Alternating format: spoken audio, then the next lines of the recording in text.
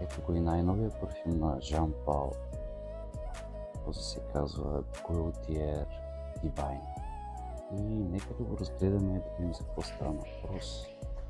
Ето така се отваря и така изглежда. Дърпате ето това нещичко тук. Този е убиец. Много по-различен от парфюмите на Жан Пал.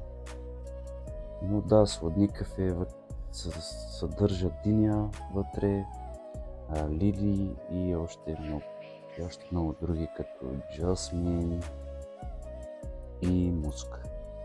Уникален е просто. Това е най-новият парфюм. Този е 30 мл.